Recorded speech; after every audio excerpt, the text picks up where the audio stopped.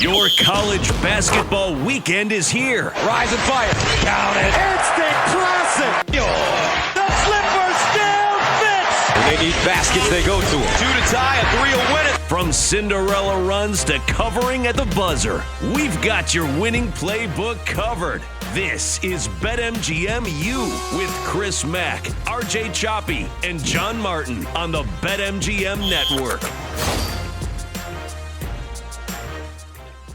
And here we are once again, live coast to coast on the BetMGM Network for your weekend, whether it's Friday night or Saturday morning, or you're getting us hot and fresh out the oven in podcast form inside your Odyssey app, AUDACY. This is BetMGM U alongside from beautiful Memphis, Tennessee, John Martin, where the Tigers seem to be handling business in the American Conference. From beautiful New Orleans, where RJ Choppy is on Radio Row for the Super Bowl. Thankfully, out of DFW, where the looming depression is ready to cripple an entire metroplex over the Luka Doncic trade. I am Chris Mack, live from beautiful Pittsburgh, Pennsylvania, where the soft underbelly of the ACC has never been more apparent. We'll talk about that a little bit later, talk about some massive games on the hardwood this weekend, and get you ready for all of it here on the BetMGM Network. Don't forget, you can watch the show as well on the Odyssey Sports YouTube channel here for you every single weekend, getting you ready for the games to come, but also looking back on what happened last week, boys. And let's start there. 11 ranked teams fall last week, and I want to say 6 of those were at home, including the 2 longest home court winning streaks in the country. Houston Cougars had won 33 in a row at home. Iowa State Cyclones had won 29 in a row at home. They both lose. And, John, it was just, I don't know, this isn't quite like college football where you go, ooh, maybe all these contenders are shaky. Maybe in some cases they are now. We got to see a little bit of it in a few spots. I think this might be as much a case of, hey, we're right smack dab in the middle of the conference slate, and whatever weaknesses teams have been exposed, and their conference foes know just how to take advantage of them. Yeah, I mean, we're in that time of the year, right? You're going to see some kind of head-scratching losses. I think the Iowa State, sample would certainly be at the top. I had them as a Final Four team coming into the year, and I'm not necessarily out on them. I will say I think they're missing Momcilovic. I mean, you can last a couple of games, 3 games, 4 games, on adrenaline when you're missing somebody like that. But at some point, if it's an offense that already kind of struggles anyway, it's going to catch up. I think that's what's happening with Iowa State, just to kind of focus on them a little bit. And they kind of ran into a Kansas team, right, that just like that was their season at home at the Fog. Like if they didn't win that one, it was the bottom very well could have fallen out. So, in Houston kind of got caught by a hot Texas Tech team, right? I mean, yeah. I think Houston's going to be fine. I think Kelvin Sampson is exactly right. They need rest, and we'll see if they get it. But, we're in that time of the year. I think teams are, trying to get to March and the home. They can kind of feel that we're in the home stretch, and they are college kids. You're going to see some slip-ups for sure. You are going to see slip-ups. And, I think one thing that you got to keep in mind, and we are not going to see, college football, like we talked about, you'll get, a handful of losses late in the season. College basketball, I mean, you're playing 2 games a week. You got major games every single night. If you even try to make sense of bracketology today, I mean, you are just wasting your bandwidth. Go down to 500 Mbps instead of 1,000. You don't need it if you're trying to sit there and really kind of dissect the bracketology. This is going to change 16 more times before we get to Selection Sunday. That's just the reality of it. And then also, you got to look at who's playing with players that are banged up that day. Clayton from Florida had an ankle injury, last week. I mean, they didn't really show up. Would that have made a 20-point difference? Who knows? You see the team, like you mentioned, Iowa State. I mean, they walked into a hornet's nest. I mean, they just did. John's right. That was their Super Bowl. That was their biggest game, and they had to win it, and they did. for Kansas. So, I mean, we're going to see this thing change 5-6 more times at least before Selection Sunday. I want choppy bracketology. That's what I want. I want him to send me a 68 team field right now. I want every seed. Man, I'll tell you what. I get last 4 in. I'll throw maybe Oklahoma, Texas when your last 4 in. There we go. All right, we got to start. We got 66 more teams. There we go. Let's cooking. Figure it out. He's cooking. I mean, it's not gourmet yet. Not gourmet yet. It's grilled cheese on the hot plate, but he's cooking. I cooked Clint Sterner over here, old Arkansas Razorback. I wore my Tennessee hat. As soon as I saw him, he dropped his water bottle. Just fumbled it right there. Just cooked him. That's all. I'm getting. I don't know about you, Chris, but I'm getting the sense that RJ's been doing a little partying. I can kind of. I mean, if he were in New Orleans and this is day 4 now, and he hadn't been doing that, wouldn't we be disappointed in him, John? You would. 100%. My only question is, are you partying with or without the Roman?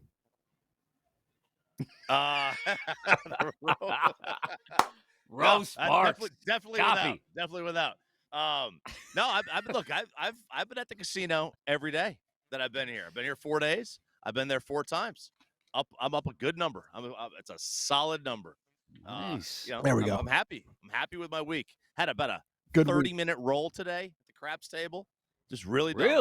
Yeah, it was good. So, big day. Choppy, when you're on Radio Row, for those that don't know, Choppy does morning radio in Dallas. So he's up early. Are you cashing out for 2 hours in the middle of the day and then going to the casino? Or are you just head down, plow straight through at this point? I don't nap. I don't nap. I don't nap at home. I don't nap here. I'm just I'm built a little differently. Tiger blood, all the things, whatever you want to say, whatever Charlie Sheen, and I'm not on the same stuff that he was on. I'm just on good times. I'm on good times and a lot of water. That's right. Thank you so much. None of that. Is this just a way for you to drown your sorrows after the Doncic trade? Well, are you compensating for feelings of loss? I have a feeling. No, I'm going to compensate for that by probably never watching another Mavericks game again for the rest of my life. I'm going to punish them. That's what she wants. That's what Addison wants. She wants you to not watch so she can move the damn team to Vegas, Choppy. Well, she's going to get her wish. And it's not just her. It's not just me. The amount of people in town that want nothing to do with that team right now. I don't blame them. They're the last people I blame for this, by the way. The fans. Who? The fan? Oh, yeah. The fans. Yeah. I mean, but I guess I know we had college basketball, but you are our Dallas constituent.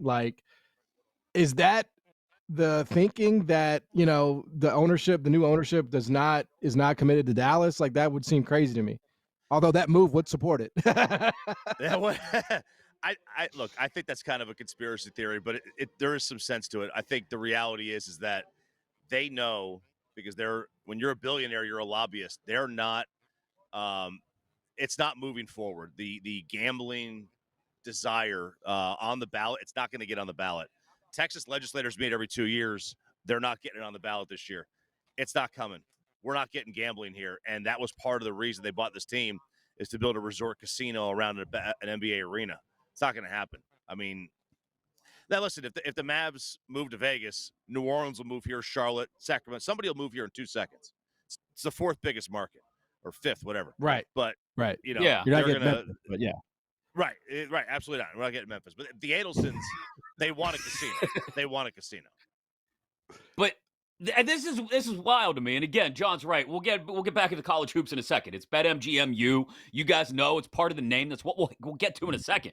But it's wild to me that in the course of with just one move like that, and with a couple of conspiracy theories that, to be quite honest, I'm not a conspiracy theorist myself. I usually look at them and go, yeah, whatever. Well, with a couple well-placed, pretty strong conspiracy theories, you can go from, oh my God, this team made an unexpected run to the finals, to, oh my God, they might move this team in 2 or 3 years. Like that. Yeah. I mean, the lease is up in 2030. conspiracy theories, depends on who you ask, have been on the heater a little bit. Like some people think they have been. Some don't. It just depends on who you're asking. I hate that we can't have an event that doesn't have a conspiracy theory around it now. Just take something for what it is. But I think with this, that's the only thing that makes sense. This is such a stupid move. This is such a dumb trade. And then Nico follows it up with a dumber trade.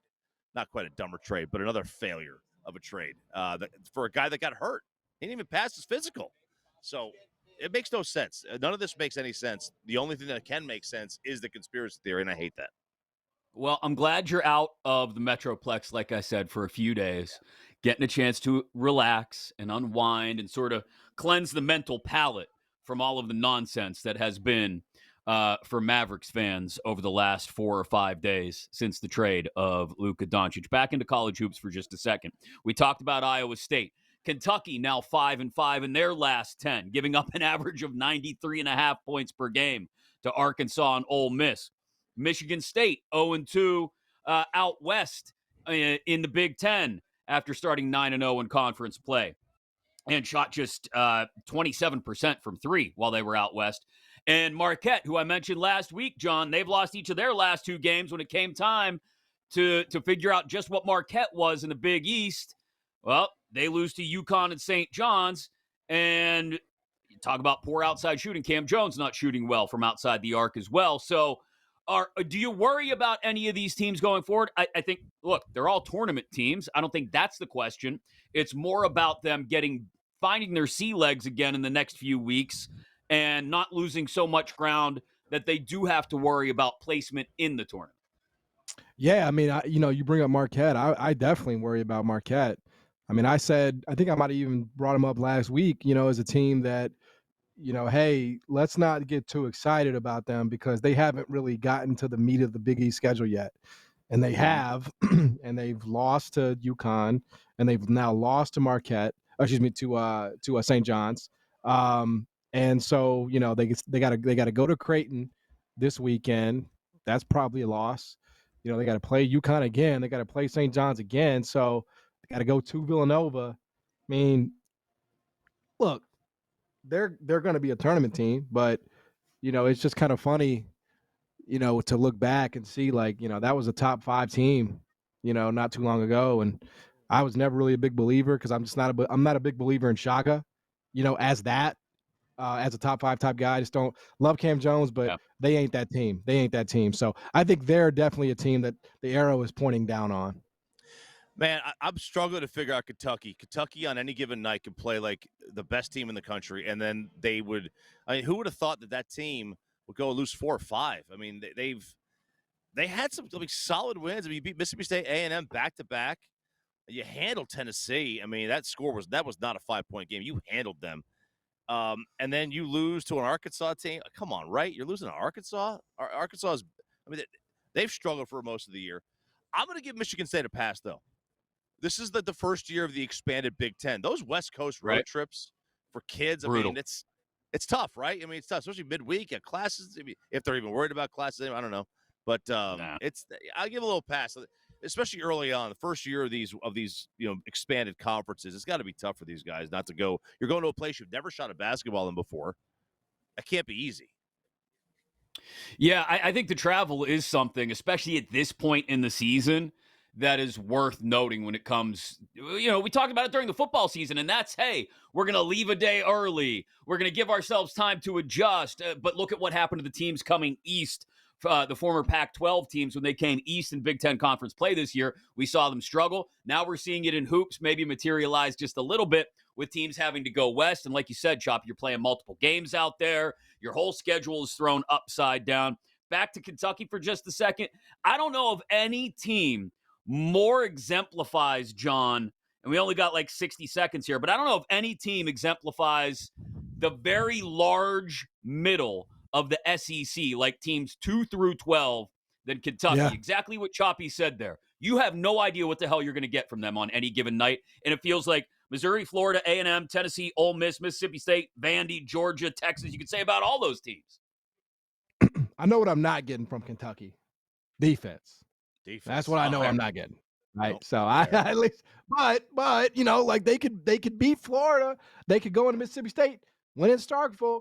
I mean, if they have that kind of offensive night, but it's tough, man. In college basketball, you need to be able to rely on your defense, and when you don't have it, you're gonna have swoons, and that's what they're experiencing right now. Yeah, the SEC as a whole is just schizophrenic some nights. We'll talk about a big one in the SEC on Saturday afternoon, a big one in the ACC, Duke going on the road, and another one. We talked about that Texas Tech team that came up with a surprise last week. They are on the road Saturday night as well, plus coaching news before we wrap up and get you our best bets. Alongside John Martin and RJ Choppy, I'm Chris Mack. You're listening to BetMGMU. You've been listening to BetMGMU on the BetMGM Network. If you missed any of the show, listen back anytime on the Odyssey app. Download the BetMGM app today. Please gamble responsibly.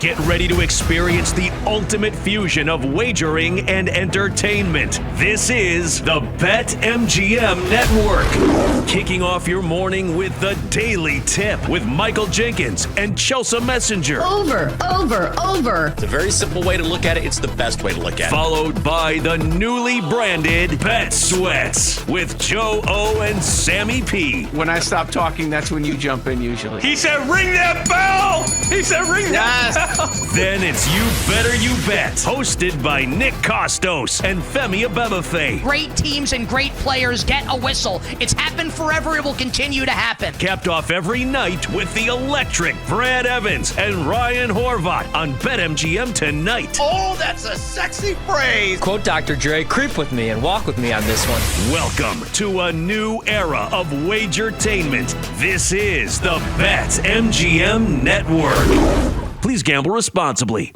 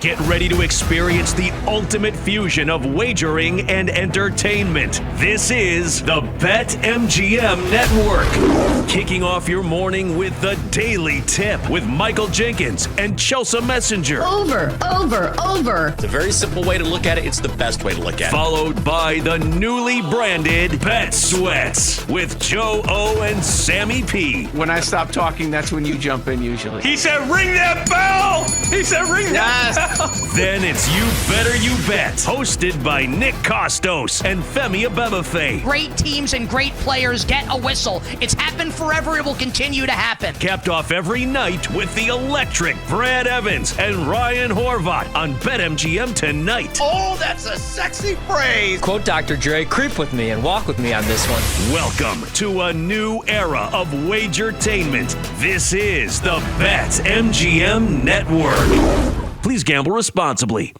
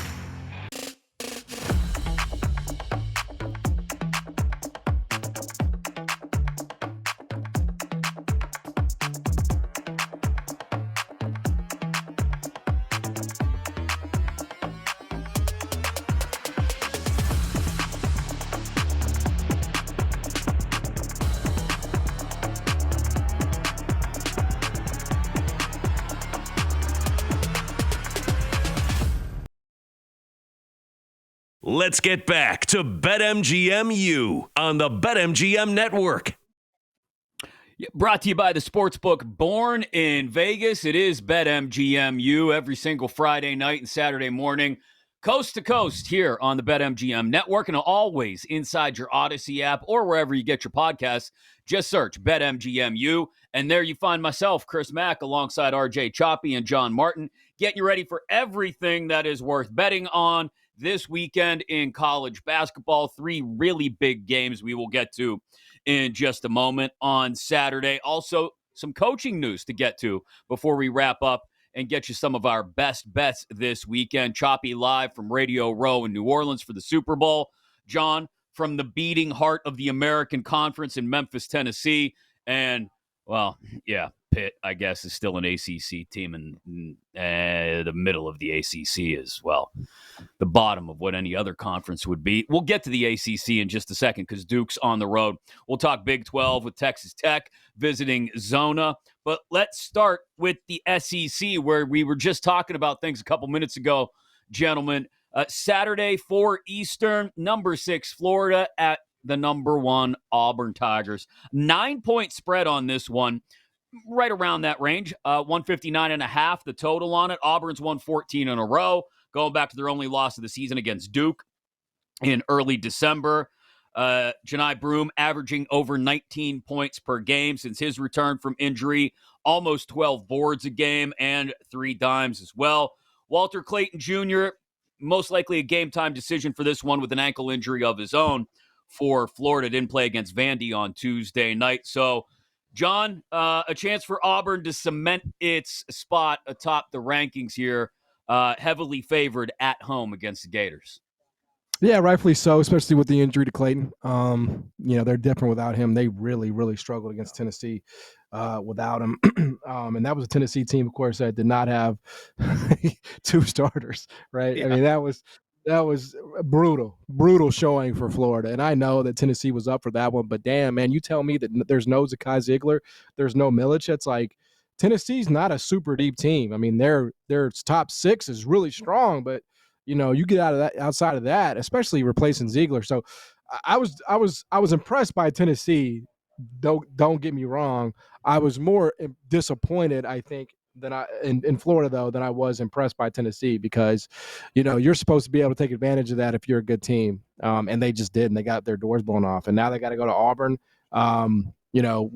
Broome's getting healthier every day. Florida's not.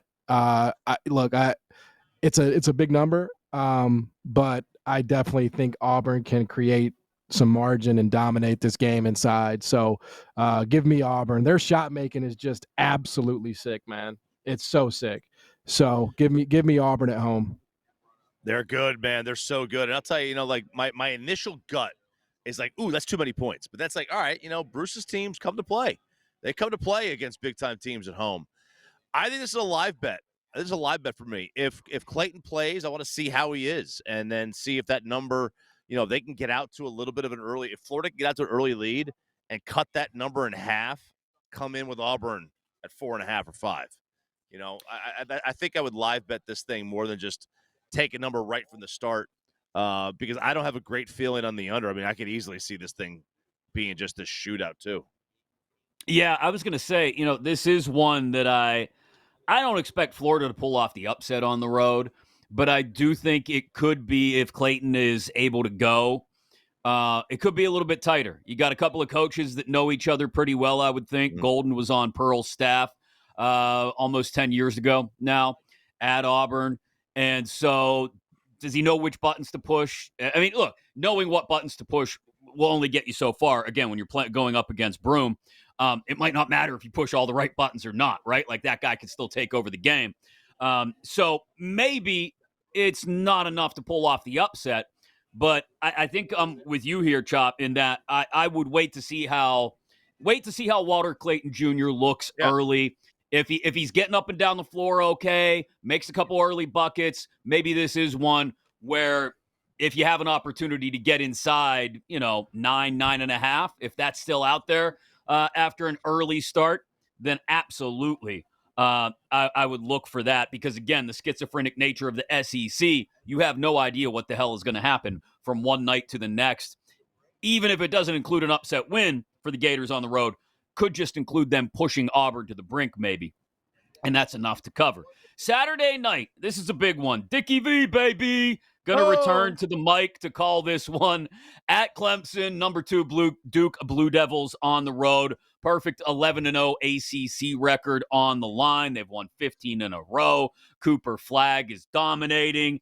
And this is really one of the few speed bumps, if you want to call it that, possible speed bumps left on Duke's schedule, right? They got to go to Miami. Of course, there's the rematch against UNC. Maybe those are spots, but it doesn't feel like anything is getting in the way of Flagg winning ACC Player of the Year, probably winning the Naismith as well, and Duke rolling to a number 1 seed. John, Clemson, for what it's worth, coming off that triple OT loss at home against Georgia Tech on Tuesday night, maybe they get a nice little bounce back from that. But if this one does come out at around 6, I'm happy to lay 2 possessions and take Duke. Yeah, I would agree with that. I mean, I could see, Clemson being a little sticky at home. But, the reality is that this Duke team is just, a cut above. And I think Clemson is a solid basketball team.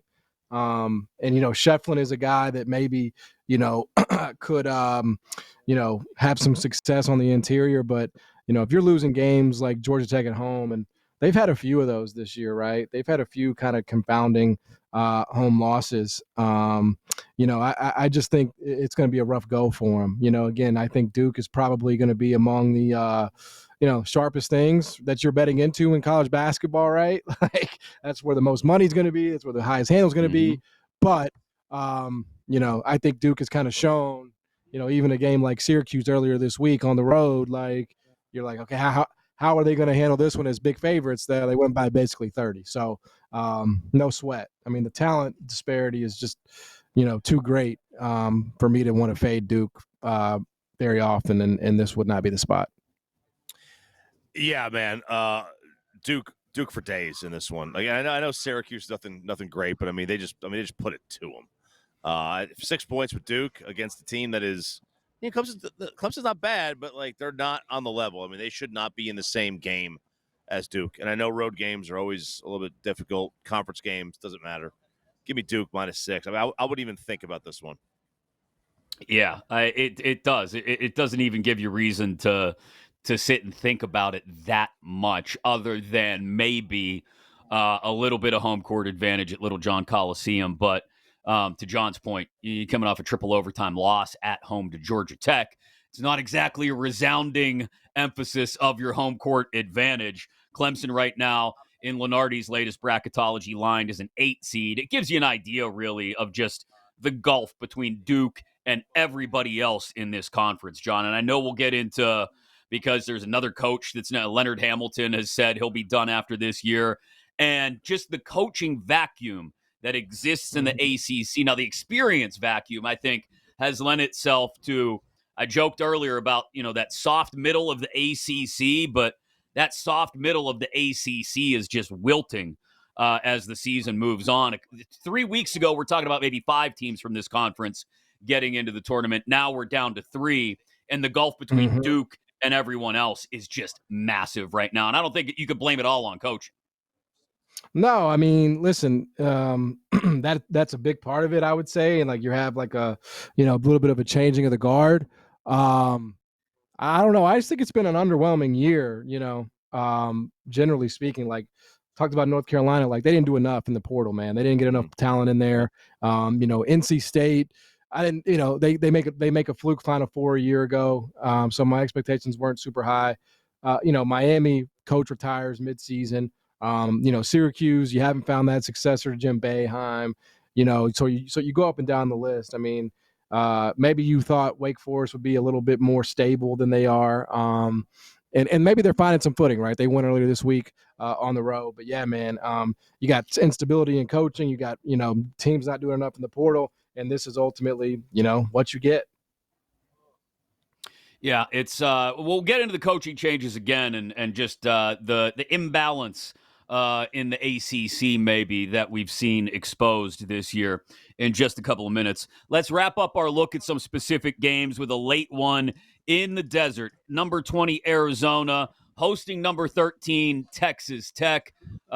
This is going to be the second time these two meet this season, so familiarity. Red Raiders won by 16 just 3 weeks ago, I think it was, in Lubbock. That's the last time Arizona lost, by the way, as these are two of the hotter teams in the country, John. Tech winning their last 7 in a row, and I mentioned Arizona, their last 5. Wildcats tied for first place in the Big 12 with the Houston Cougars, who we talked about earlier. They're both 10-1, but Texas Tech right there at 9-2. Chance McMillan, he's been hot as of late as well. Multiple threes in 6 consecutive games, including 5 in their win over Baylor on Tuesday night. A chance for Texas Tech, I think. Look, they've been very hot, and I think they've surprised some people, myself included. I didn't expect them to be this good. This is a chance to really put a stamp on it and say, no, we're not just hot and surprising you guys right now. We're here to stay, and we're here to compete for maybe the Big 12 title. Yeah, totally. Absolutely. And they have done that. I mean, they have absolutely turned it on since probably I would say Christmas. I mean, I guess if you can filter. I think Houston is number 1 at Torvik, and then Arizona is 2 if you just kind of filter since Christmas. And that's important because that's when conference play starts, right? So you kind of cut through the noise of non-conference and you get to the the real part of your schedule. And Arizona has been fantastic, man. When Caleb Love is dialed in, and that's a TV timeout to TV timeout proposition, right? But when he's dialed in, man, they are tough to beat, and especially in this spot. I mean, again, credit to Texas Tech, but Choppy mentioned Hornets Nest earlier. That's what this is going to be for the Red Raiders. Yep, absolutely. I if it's only 3, I'd be all over Arizona. Here's the thing about Tech. This is what concerns me about them. How many 18-4 teams are outside the top 12 ever, like this late? You know what I mean? Like that, you would think they'd be higher. But they don't have a tremendous resume. Yeah, it's a really good win against Houston. But other than that, they don't have any tremendous victories on their schedule. And look, that's a great one. There's no doubt about it. But I'm a little bit. Is it bearish? Is bear bad? Bear is bad, right? Bearish is bad. Yeah. A little bearish on. I see. I'm an idiot. Stock market aficionado, RJ Choppy. Yeah, I don't even know if I can retire ever. I don't know if I have a 401k. But I'm on Arizona here. I think Arizona's a better team. I think they're playing a tremendous brand of basketball too. I will be curious to see what happens if Tech really grinds this one down. And they play at one of the slower tempos. They will grind out possessions, and they will force you, because of their defense, to grind out possessions. And I think that is how they keep this thing close. Take advantage. It's why you see such a small spread, I think. If this were 2 teams that are willing to run up and down the floor a little bit, okay, maybe we're 4.5, maybe we're 5. But, John, this Tech team will happily grind this thing down into the low 60s and be ecstatic to get it under 60 and win this thing 60-58.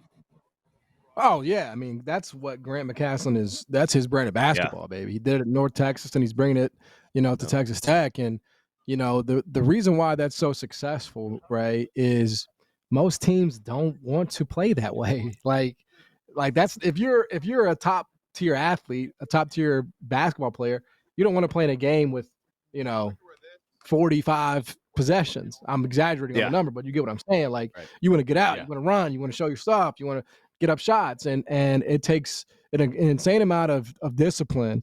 And Ross Hodge at North Texas is still kind of playing that way, by the way. I mean, he kind of kept it going even after McCaslin left for Texas Tech. But yeah, I mean, it requires you to have a lot of discipline. In a way, it's a little bit like the triple option, right? Like if you get undisciplined and you don't make those tackles, it's going to be a long night for you, man. Yep. It's going to be a really unpleasant night. So Arizona got to come ready to grind. But the thing about that is if you get them playing sort of their game, and I'm talking about Arizona, if they kind of, get the pace going in this one, it could be really tough for Texas Tech as well. And I'll say this, but real quick, when you got both teams that are top 30 in defensive rating on KenPom, I don't know that you can have a number that's near 150. That just seems too high. That seems just too high. I mean, you could drop this thing down into like the 143 range, I think, and I'd still feel pretty comfortable on the under. Worth talking about when we get to our best bets in just a couple of moments. And we've got coaching news. We talked earlier about the ACC coaching news, and that's worth bringing back up again and talking about the dynamics in that conference that is struggling as we're seeing a new generation take over the top spot in so many places. But some Big Ten coaching news as well that broke Thursday night that we'll dive into as well. Again, before we get you our best bets, alongside RJ Choppy and John Martin, I'm Chris Mack. We are live coast to coast on the BetMGM network every Friday night and Saturday morning, always live inside your Odyssey app. It's free. Download it today, AUDACY. This is BetMGMU. You've been listening to BetMGMU on the BetMGM network. If you missed any of the show, listen back anytime on the Odyssey app. Download the BetMGM app today. Please gamble responsibly.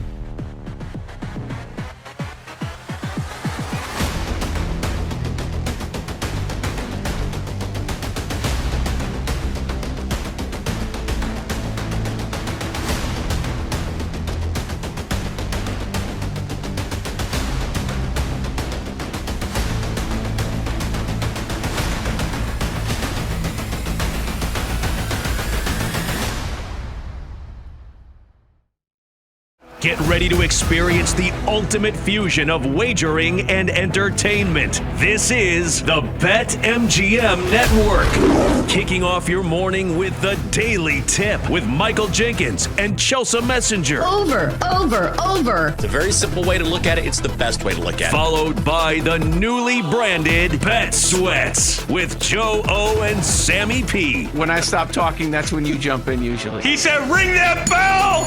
He said, ring that bell! Then it's You Better You Bet, hosted by Nick Costos and Femi Abebefe. Great teams and great players get a whistle. It's happened forever. It will continue to happen. Capped off every night with the electric Brad Evans and Ryan Horvat on BetMGM tonight. Oh, that's a sexy phrase. Quote Dr. Dre, creep with me and walk with me on this one. Welcome to a new era of wagertainment. This is the BetMGM Network. Please gamble responsibly.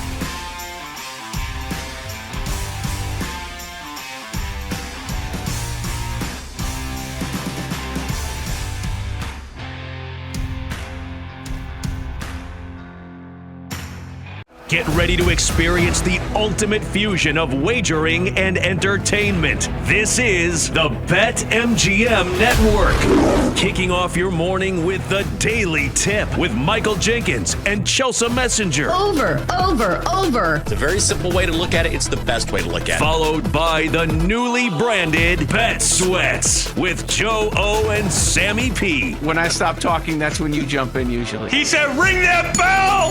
He said, ring that bell! Then it's You Better You Bet, hosted by Nick Costos and Femi Abebefe. Great teams and great players get a whistle. It's happened forever. It will continue to happen. Capped off every night with the electric Brad Evans and Ryan Horvat on BetMGM tonight. Oh, that's a sexy phrase. Quote Dr. Dre, creep with me and walk with me on this one. Welcome to a new era of wagertainment. This is the BetMGM Network. Please gamble responsibly.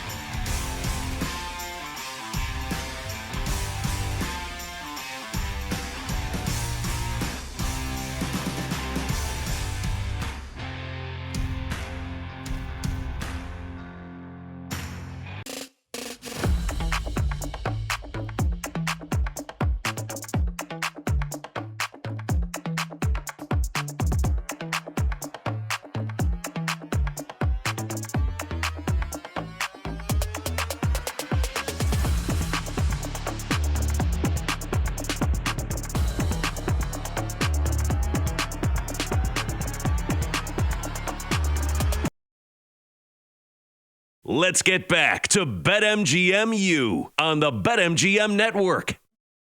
Live coast to coast every Friday night and Saturday morning, always inside your Odyssey app, AUDACY, on demand whenever you need us to get ready for the weekend's action. This is BetMGM alongside John Martin and RJ Choppy. I'm Chris Mack. Our best bets for the college basketball weekend are right around the corner. We get them to you before we get out the door and send you on your way. But we were talking about coaching changes. We already started talking about the ACC just a bit, John, but it is notable that Leonard Hamilton is going to walk away after 23 seasons in Tallahassee. That was announced this week. 3-time ACC Coach of the Year. Won the ACC tournament in 2012, I believe it was. Regular season title in 2020 when we didn't have a conference tournament. And 8 tournament appearances, 3 Sweet 16s, an Elite 8 as well. But the Seminoles have missed each of their last 3 NCAA tournaments. And this will be the 7th ACC coach who has retired in the last 4 years. A lot of them we looked at, I think, John, like Krzyzewski and Williams and Boeheim and Larinaga, and said, okay, yeah, these guys are getting to that point.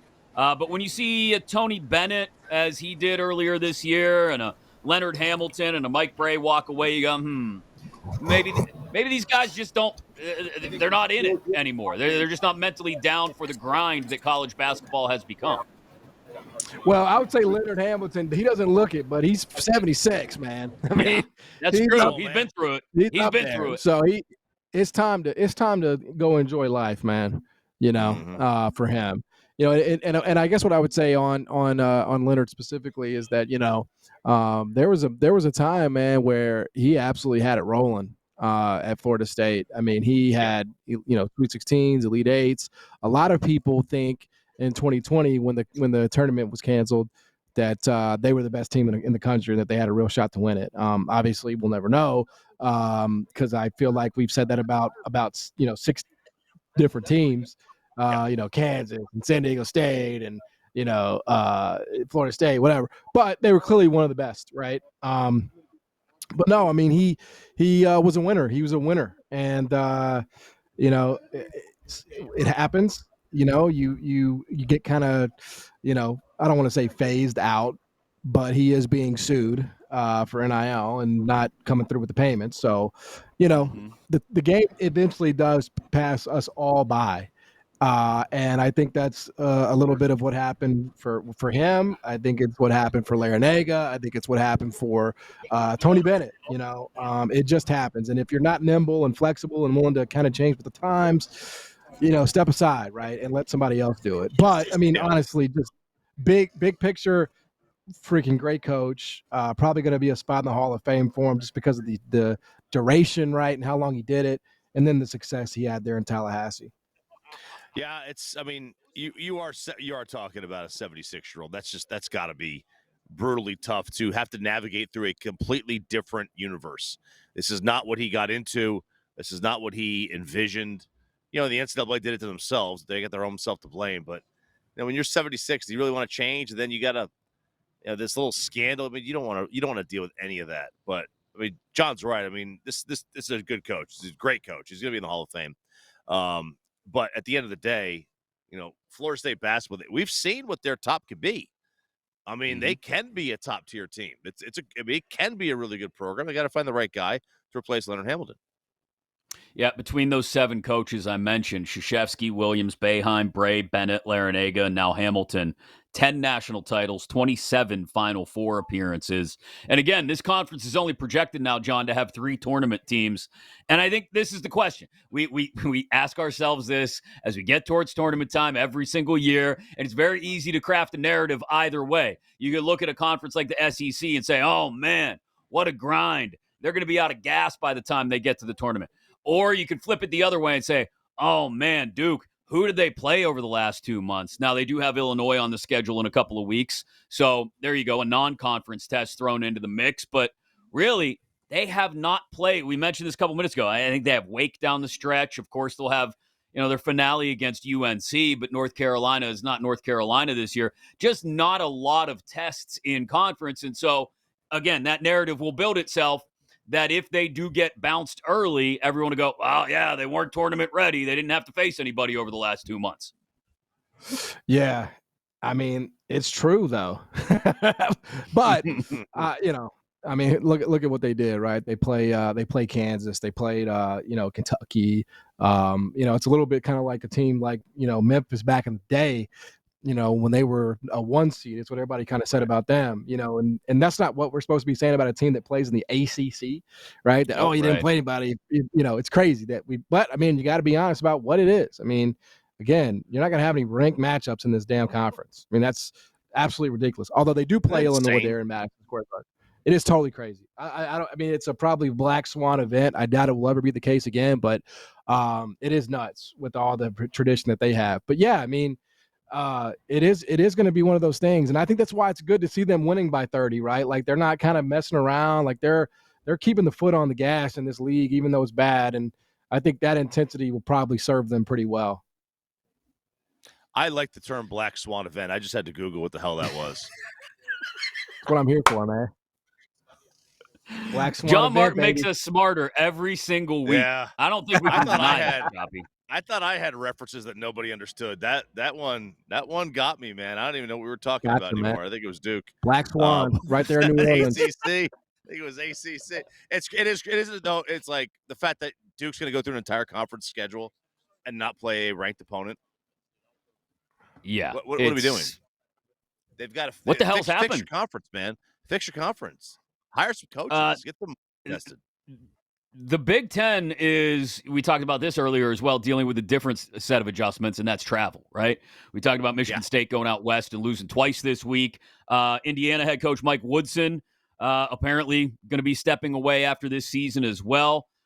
He's made the tournament twice in the last 3 seasons, I believe it is, but missed last year, 19 and 14. Hoosiers have been disappointing this year, just 5 and 7 in the Big Ten. This is another conference, John. Look, I'm not going to – the comparison to the SEC is not applicable because the SEC is just that much better than the Big Ten this year. But in so much as you have a couple of good teams at the top and then a very large, very wide middle where you have no idea what the hell you're going to get on a given night, the Big Ten has that as well. And it's – I wonder if just the conference is getting to this size – I understand it's not changing anytime soon, but if it is hurting the complexion of these conferences, where it's very hard to get dialed down on your personality by the time you get to, say, the conference tournament. Yeah, I mean that's part of the new navigation. It's a new world. I mean, man. all these coaches, man. And Woody is probably a guy that would be the most susceptible to not being nimble. Former NBA guy who doesn't need the job. You know what I mean? Like he don't give a damn, man. So yeah, you got to have people that are receptive, that have some adaptability, and I don't think that's what they have, there at Indiana. But again, there will be some who want that job. I'm curious to kind of see what the appetite is in this new climate, in this new age, because it's just so different. We talked about it, last week, about a different job. I can't remember which one, but it's gone are the days where you just want to climb the ladder, man. It's all about being happy and satisfied. And if you have a good situation where you can win, I don't want to be in a pressure cooker. I don't want my family to be Googled and harassed and all this stuff on Twitter. So that's part of the calculation, man. Yeah, and look, I mean, it's also was a curious hire at the time. Like you're hiring a guy in his early 60s who had never coached college basketball before. Like that was also a very strange thing. I know he was coming home, but it was still a little bit strange. But you're right. I mean, you've got to find somebody, adapt or die. Like that's literally the mantra now of college athletics: adapt or die. And it is leaving people behind. And the sad thing is, it is leaving legendary coaches behind. Because the cycle of adaptation now is adapt or die used to mean adapt every 4 or 5 years when you had a new group of kids coming in. Now it's literally every month. Yeah. Based on the portal, based on, what kids you're trying to recruiting your own kids. It really is. I think Tony Bennett mentioned it when he hung them up. It is a 365-day-a-year job. And for some guys, that is just not what they signed on for. All right, we got about 2 minutes left here, so let's get people our best bets for the weekend. I don't care if you want to go college hoops, if you want to go Super Bowl. I don't care where you want to go with it. Let's get them some best bets. Choppy, you're down on Radio Row in New Orleans. What do you got for the people? All right, here's what I got. Xavier Worthy over 6.5 rush yards. Xavier Worthy over 6.5 rush yards. I also like DeAndre Hopkins over 13.5 receiving yards. Those are two of the bets. I love the Hopkins number. The Hopkins number a week ago was like 10.5. It's moved 3 yards in a few days because there's no way Hopkins stays as quiet in this game as he did the first two Chiefs games of the playoffs. John, what do you got? I'm gonna go Chiefs -1. It's coming back. I mean, look, it might be a pick 'em by the time we get to the game. I'll probably play some parlays that nobody will be able to put on the screen, but I've got some free bets, so I'll just do some stupid stuff on parlays. But my bet on the side will definitely be Chiefs -1, and also I would just say the over as well, just because these two teams are going to score every time they touch the ball, it feels like to me.